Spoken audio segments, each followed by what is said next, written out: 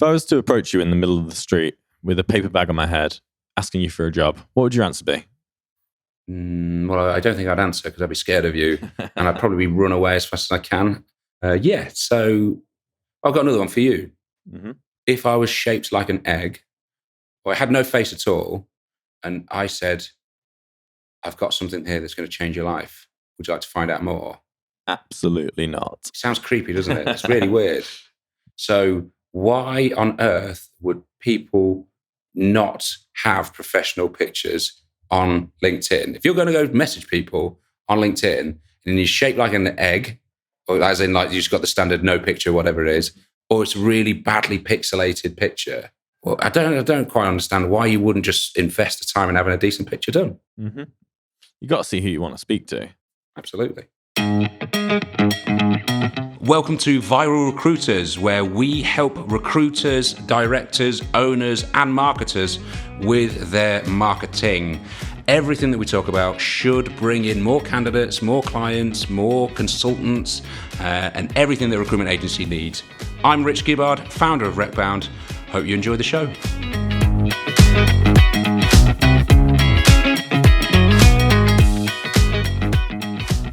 "96% of those surveyed believe that a professional LinkedIn profile picture inspires confidence."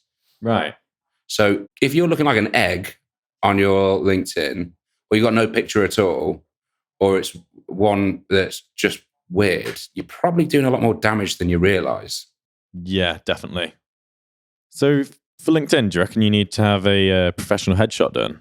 I think it helps. I think it really does help. Yeah. You don't desperately need to. No, you don't. You don't need to, because phones nowadays are good enough to have a decent smudge, a decent picture.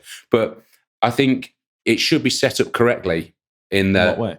So when you're having a picture taken, okay, the last thing you need and the last thing that you want is to not be a representation of you and how you're coming across.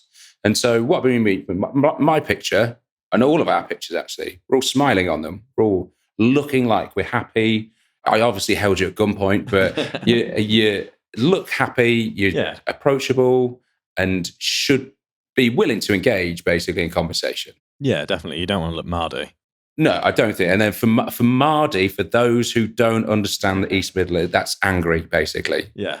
So if you want to come across stern, if you want to come across as like uber professional, then you know what, don't smile. That's fine. There's no problem with that.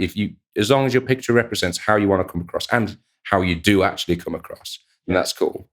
But I don't think you need a professional photographer to come in and take a picture. However, I can sort that out for you if you want that. But what I do think that you need is you go into camera mode on your phone, you stand about 10 feet away from somebody, and then you stick it on portrait mode or zoom mode. And then, so if I'm 10 feet away from you, I've got a 2.5 zoom on portrait mode with a very long background. And what I mean by that is that no shadows. Ideally, you're in like either, you can't see shadows in the background, basically. Yeah. The whole focus is on you and your face and shoulders above, as opposed to against a weird background where you can see the shadows and it's distracts around that, or like against like a very, very, very busy background, basically. Yeah. I mean, do you think just a white background might be a bit boring though?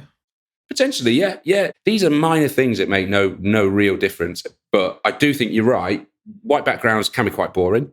Mine's a grey background, so it is quite boring. But it's my beautiful face, which is the most important thing. So, but I think that what some people will do is they'll stick in like a colour or some sort of frame around it. That's totally cool. That's fine. As long as you have got a picture on there that makes you look, certainly as a recruiter, professional and approachable.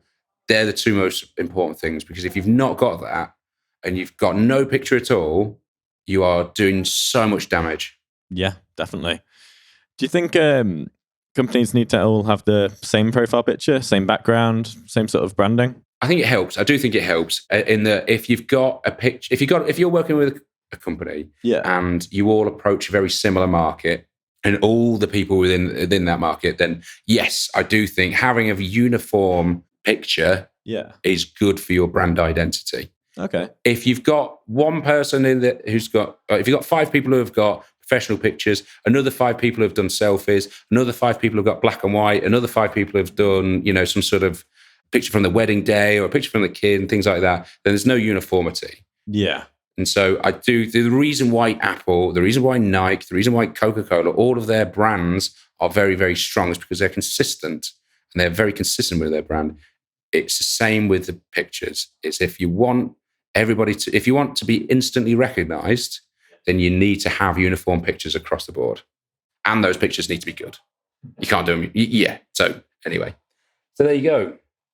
If you are looking for help with your pictures, again, you can probably do it yourself. You really can just take a decent picture with a phone, get somebody to do it, but do not stand right in front of a wall. Make sure you give yourself some distance away from a wall so there's no shadows. But if you are looking for professional pictures, and if you do want some proper headshots done, let me know, drop me a message, and we'll sort that out for you. Only if you're in the UK.